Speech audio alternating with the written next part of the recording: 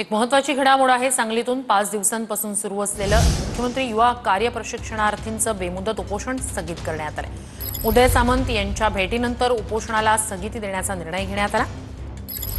उपमुख्यमंत्री एकनाथ शिंदेंसोबत बैठकीचं आयोजन करण्याचं आश्वासन उदय सामंत यांनी दिलं। उपोषण मागे घेण्याची विनंती उदय सामंत यांनी केली।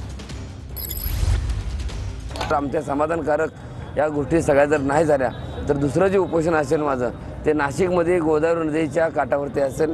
जोपर्यंत त्या मुलांना हक्काची भाकर मिळत नाही तोपर्यंत हा माझा लढा असणार आहे। खात्री आहे एकनाथ शिंदे साहेब आणि उदय शिंदे साहेब खूप चांगल्या पद्धतीने आंदोलनात काय मिळवलं तुम्ही? या ठिकाणी आम्हाला 5 दिवसाच्या आंदोलनामध्ये फलित प्राप्त झालं की एक कॅबिनेट मंत्री या ठिकाणी आले। त्यांनी स्वतः शब्द दिला ज्यांना भेटण्यासाठी आम्ही व्याकुळ होतो। मुंबईमध्ये आझाद मैदानात आंदोलन केलं तेव्हा कुठं आमची दखल घेतली नाही, पण आज त्यांनी स्वतः या ठिकाणी आले आणि आम्हाला शब्द दिला, आमची भेटीचं आश्वासन दिलं। 2 दिवसात एकनाथ शिंदे साहेबांची मीटिंग लावतो। शेवटी शासन म्हणून आमची जबाबदारी आहे की अशा आंदोलकांना आम्ही भेटलं पाहिजे, त्यांच्या शंकांचं निरसन केलं पाहिजे आणि त्यांनी एक शासन स्तरावर बैठकीचं आयोजन करावं असं महाराजांनी देखील सांगितलेलं आहे। महाराज देखील उपोषणाला बसलेले होते, तर त्यांच्या विनंतीला आणि सूचनेला मान देऊन 15 दिवसाच्या आत एक बैठक लावण्याचं नक्की नियोजन माझ्याकडनं केलं जाईल।